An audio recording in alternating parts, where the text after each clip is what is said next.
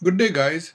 We have a podcast for you today of a talk I had with Mr. Leo Saldanha of ESG Environment Support Group, a Bangalore based organization that does many interesting things. And you can go to www.esgindia.org and learn all about them. But I'll just read the first few lines describing him from his own from their own website in ESG, which is Leo F. Saldanha is full-time coordinator of ESG. He has gained wide-ranging experience in the areas of environmental law and policy, decentralization, urban planning, and a variety of human rights and development-related issues. Working across many sectors over a decade, he is a keen campaigner on critical environmental and social justice issues and has guided several campaigns demanding evolution of progressive laws and effective action. He has creatively supported various distressed communities to secure justice through public interest litigations and advocacy efforts.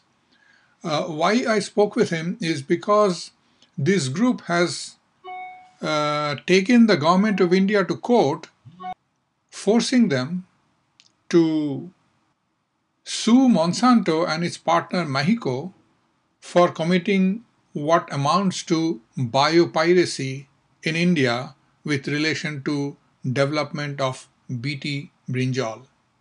And that's why I spoke with him. I was in Vancouver and he was in Bangalore. And now over to our talk with Mr. Leo Saldanha. See, what we have filed is a comprehensive public interest litigation before the High Court of Karnataka, I see. wherein we have challenged the lethargy of the government in initiating criminal prosecution against Mahyco, which is a collaborator with Monsanto here. Yes.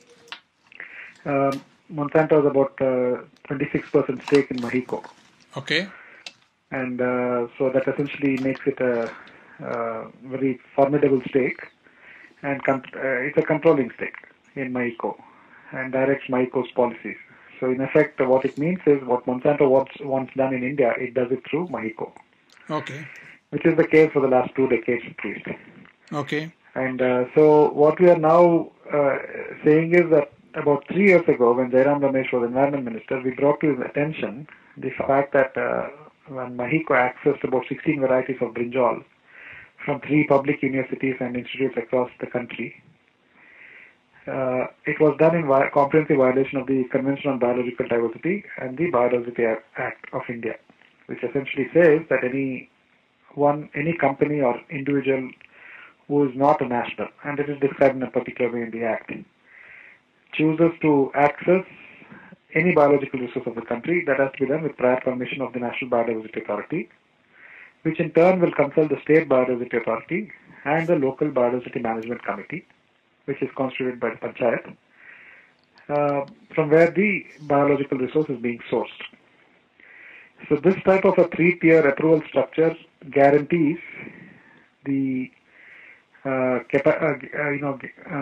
protection of a particular species from being marauded by corporations or any other individual.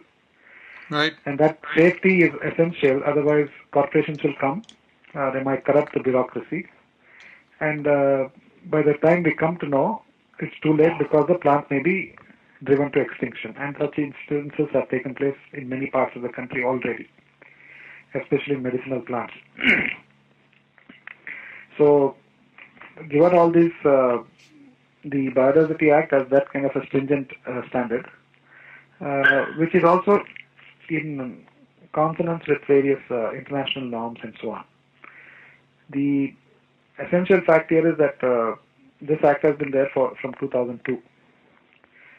The agreement between Mahyco and the public universities, namely University of Agricultural Sciences, Dharwad, Tamil Nadu Agricultural University, and Institute of Vegetable Research in Lucknow, was concluded sometime in 2003-04. So it was after the Act came into force that these contracts were initiated. Now, since these contracts required clearance under the National Biodiversity Act,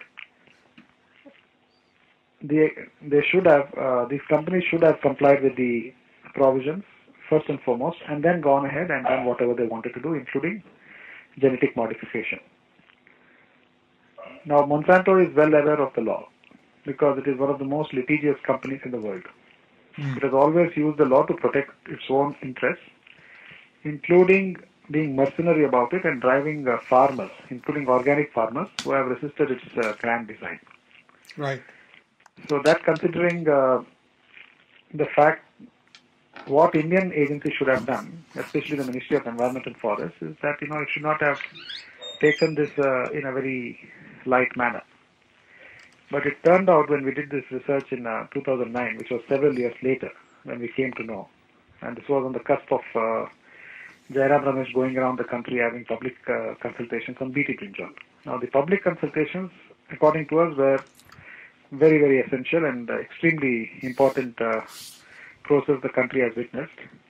But they were focused on a very narrow aspect of the whole debate, and that was the impact of GMOs on health and environment. The broader aspect would have also involved ownership of the seeds, because seed sovereignty is the basis of all security of a country. You lose seed sovereignty, you lose the security of the country. And it doesn't matter if China walks through India or Pakistan attacks India, it doesn't really matter. Because from within you have destroyed the country and the country's base.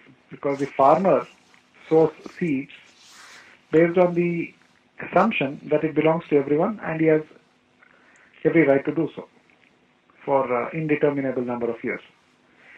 But when these corporations come in and take away seed sovereignty, they put a time limit, usually of 1 year. They file contracts and bind the farmer to such horrendous schemes that he can't understand. And even in the Western farmers who are highly insured don't understand, and they go broke. So you can imagine what happens if they did the same in other parts of the world. Now, I know that Mahyco or Monsanto will say, oh, we are not interested in doing that in India. But for how long? Because if you look at the Bt Brinjal issue, they have accessed brinjal varieties, Bt cotton. They have accessed cotton varieties here. They have modified it, and that was after the Convention on Biological Diversity was signed, which is the mother document for all the biodiversity laws in the world. CBD essentially also guarantees the same thing, that the sovereign control over biological resources cannot be compromised for anything. So our argument was that, Jairam Ramesh did everything fine, except that he closed his eyes to a very, very critical fact of asking who approved the access to the brinjal varieties within India. When we checked with the National Biodiversity Authority, we realized that even the chairman said, this is India, who cares for law? That was the response we received. Yeah, how many varieties of brinjal did you say that these people took the 15 varieties? 16. And this authority that is supposed to supervise after 2002, so the leader of the National Biodiversity Authority, they said as an explanation that nobody cares for law. That, in other words, they knew. That was the telephonic response my colleague Bhargavi received when she called him. Oh, I see. What can you do? This is India. Nobody cares for the law. So we are really saying that the policeman himself is saying, what can I do? Nobody cares for the law. This is why the question came up. This authority, does it have authority or does it have no authority? No, what I'm saying is this, that it has authority, it doesn't want to use it. So one needs to read it not just at the plain English language of this. At that time, the person, whoever he was hiding a lot more because nobody had caught this fact. And if the minister caught this fact, he was also trying to subvert the fact. Oh, I see. And we raised the issue in the last consultation on Bt Brinjal, which was in Bangalore, and he ridiculed us. If you download his moratorium report, you will see that the first footnote ridicules two individuals who raised these issues. How can I download this? You can go online to Ministry of Environment website and get the Bt Brinjal thing. Okay, all right. Moratorium report. So it's there.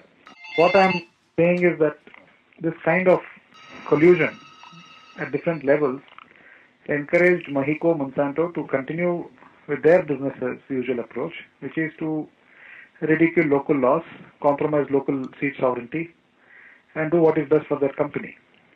So the point is, what did our government and our agencies do? Absolutely nothing. And that ends the first part of our talk with Leo Saldanha, and my attempt to convert it into a useful video. I would have appreciated your comments. If you have any, please send me a note at tony.mitra@gmail.com, and hope to see you again next time on this very interesting subject of biopiracy.